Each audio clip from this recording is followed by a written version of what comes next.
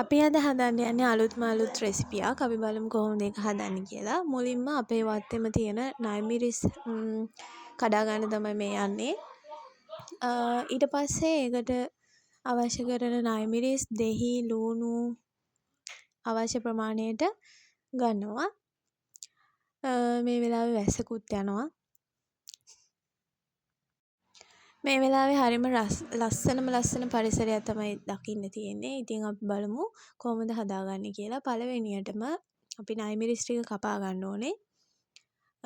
ඊට පස්සේ අපිට පොල් රොටි එකට අවශ්‍ය කරන පොල් ටික ගා ගන්නවා. මේ වෙලාවේ ලූණුත් කපා ගන්නවා. ලුණු මිරිසට අවශ්‍ය ප්‍රමාණයට ලූණු කපා ගන්නවා. කලින්ම බඩු ටික ලෑස්ති කරගත්තාම ලේසියි.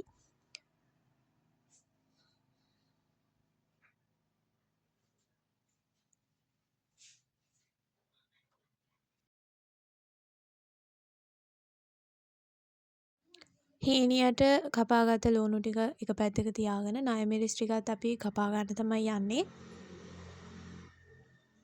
ඒකත් අපිට අවශ්‍ය ප්‍රමාණයට තමයි අපි ගන්න ඕනේ නයමිරිස් කපලා.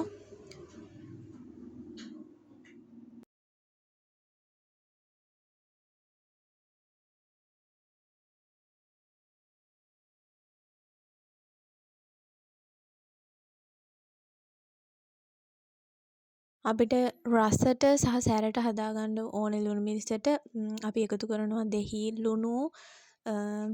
ලුණුත් අවශ්‍ය ප්‍රමාණයට දාගන්නවා. ඊට පස්සේ අපි මේක බ්ලෙන්ඩ් කරගන්න තමයි යන්නේ. පේස්ට් එකක් විදිහට හදාගන්න ඕන නිසා. අවසානයේදී තමයි අපි දෙහි යූෂ එකතු කරලා අනාගන්නේ.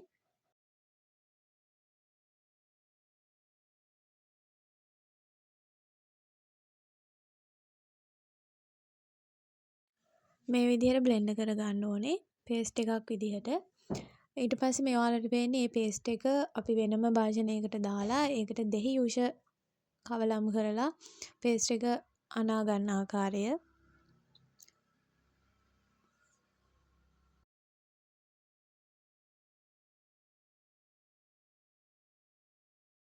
මේ ඔයාලට පේන්නේ අපි පොල් රොටි වලට අවශ්‍ය කරන පොල් ටික ගාගත්ත පොල් ටික.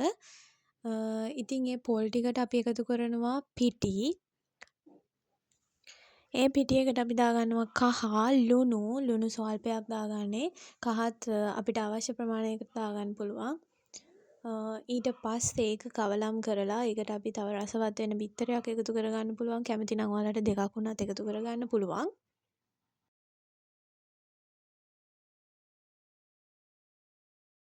ඊට පස්සේ ඒකට අපිට අවශ්‍ය ප්‍රමාණයට ජලය එකතු කරලා අපි ඒක අනා ගන්නවා. ඔයාලට පුළුවන් මේක හැන්දකින් උනත් අනා ගන්න, නැත්නම් ඔයාලට රසවත් විදියට ගමේ විදියට හදනවා නම් අතින්ම ඒක අනා ගන්නත් පුළුවන්. උයන්න කම්මැලි දවසට ලේසියෙන්ම රසවත්ව හදාගන්න පුළුවන් රෙසිපි එකක් තමයි අද මම ඔයාලට කියලා දෙන්න යන්නේ. ඉතින් මේක හදාගන්න හරිම ලේසියි. ඒ වගේම අවශ්‍ය කරන්නේ පුංචි බඩු කොටසක් විතරයි. වැඩි වියදමකුත් නැතුව බඩ පිරෙන්න රසට හදාගන්න පුළුවන් කෑමක් තමයි මේ.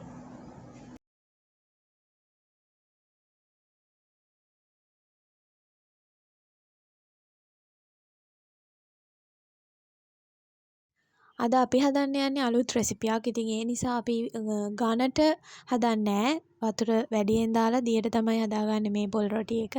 ඒක හරිම රසවත්. ඉතින් අද බලමු ඝන නැති දියරයක් විදිහට හදාගත්ත පේස්ට් එකකින් කොහොමද දිය රොටි එහෙම නැත්නම් පොල් රොටි හදාගන්නේ කියලා.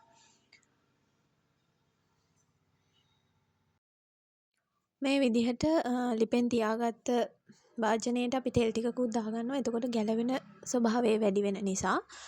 ඊට පස්සේ ඒක පිච්චෙන්න තියලා මම යනවා කෙසෙල් කොලයක් කපාගෙන ඉන්න. ඊට පස්සේ ඒ කෙසෙල් කොලය හොඳට සෝදලා චුට්ටක් ඒක රත් කරගන්නත් ඕනේ. ඊට කලින් අපි ඒකේ මැද තියෙන නාරටිය පොඩක් තලා ගන්නවා. ඊට පස්සේ මේ තියෙන්නේ පුච්චගත්ත පොල් රොටි එක. ඒක අපි අර ටිකක් තවා ගත්ත කෙසෙල් කොලයට ඒක දාලා ඊට පස්සේ අපි හදාගත්ත පේස්ට් එක ලුණු මිරිස ඒකට දාගන්නවා. ඉතින් ඔයාලට මේ පේන්නේ හරිම රසවත් මේක. ඔයාලට පේන්නේ ඒ හදාගත්ත රොටි එක. ඉතින් ප්ලේන් ටිකක් එක්ක වැස්ස දවසකට හරිම රසට කන්න පුළුවන් කෑමක් තමයි අද ඔයාලට මම කියලා දුන්නේ. ඉතින් ඔයාලා try කරලා බලන්න. ඇත්තටම හරිම රස මොහොතක් තමයි තියෙන්නේ. තවත් මේ වගේ වීඩියෝ බලන්න අපිව subscribe කරලා තියන්න.